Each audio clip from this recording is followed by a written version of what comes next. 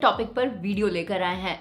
वो टॉपिक बहुत ज्यादा सेंसिटिव भी है and that is women empowerment. A woman is the full circle because she possesses the power to create, to nurture and to transform. ये कहना बिल्कुल सही है कि एक वुमेन के अंदर बहुत ज्यादा पावर होती है बिकॉज किसी भी नई लाइफ को जन्म देना एक औरत के ही हाथ में होता है।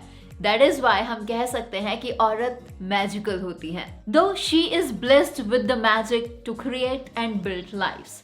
बट पिछले कुछ सालों से हमारी सोसाइटी में विमेंस की कंडीशन बहुत ज्यादा खराब होती जा रही है। उनकी पावर्स को अंडर एस्टिमेट किया जाता है। ऐसा क्यों?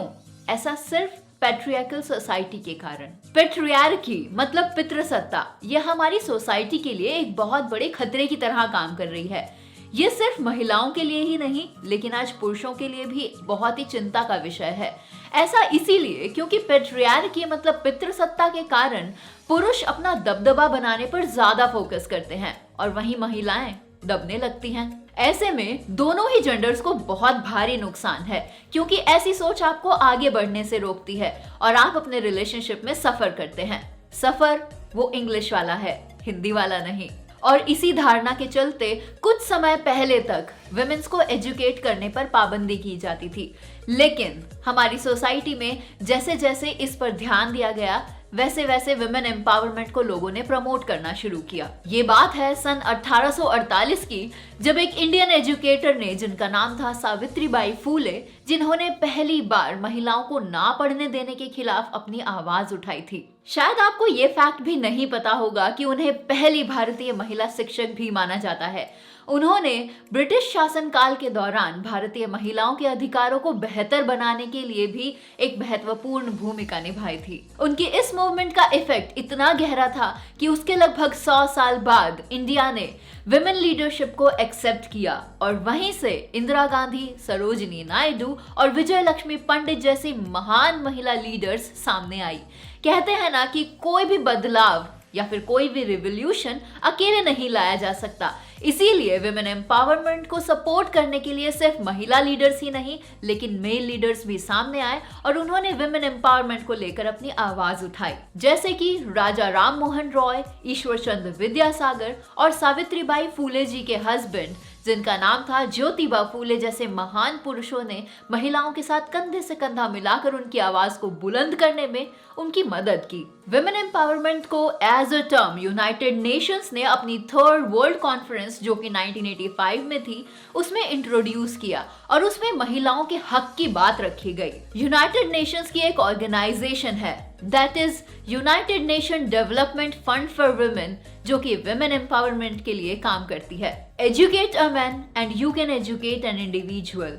You can educate a woman and you can educate the entire family. महिलाओं को सशक्त करने का सबसे अच्छा तरीका है उन्हें शिक्षित करना, उन्हें एजुकेट करना।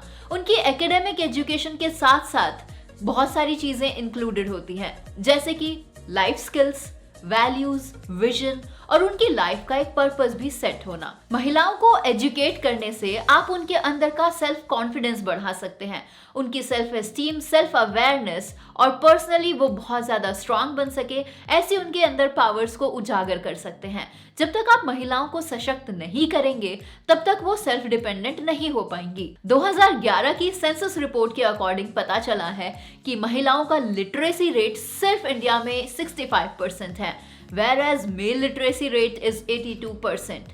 लिटरेसी रेट के बीच में इतना बड़ा गैप होना ही हमें ये साफ साफ बताता है कि कितनी ज्यादा जरूरत है महिलाओं को सशक्त करने की, उन्हें एजुकेट करने की, ताकि वो भी इंडिया की डेवलपमेंट में भागीदार बन सके। विमेन एम्पावरमेंट को एक सेंसिटिव टॉपिक इसीलिए भी बोला गया है क्योंकि आजकल हम देख रहे हैं कि ये टर्म और कॉन्सेप्ट एक गलत ही डायरेक्शन में जा रहे हैं।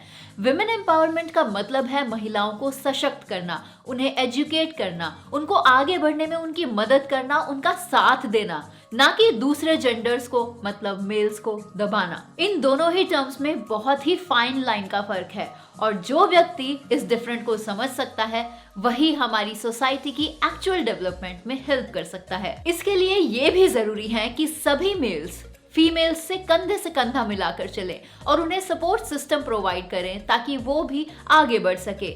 वहीं फीमेल्स के लिए भी इस बात को बहुत ज्यादा समझना जरूरी है कि वो भी उनका पूरा साथ दे, खुद को आगे बढ़ाने के लिए किसी को नीचे ना खींचे, लेकिन उनका साथ देते हुए साथ में आगे बढ़े। महिलाओं को सशक्त करने के लिए आपको अपने लेवल पर भी कुछ काम करने चाहिए, जैसे कि अपने आसपास के लोगों से आप बात करें। जो लोग इस कॉन्सेप्ट को लेकर थोड़ा कंफ्यूज हैं, उनके साथ डिस्कशन करें, उनके कॉन्सेप्ट को क्लियर करने की कोशिश करें। आपके आसपास की महिलाओं को आप इनकरेज करें, उन्हें मोटिवेट करें कि वो भी अपनी जिंदगी में कुछ मुकाम हासिल कर सकती हैं। इन द एंड हम बस यही कहना चाहेंगे दैट डू नॉट जज any women by the choices that she makes in her life.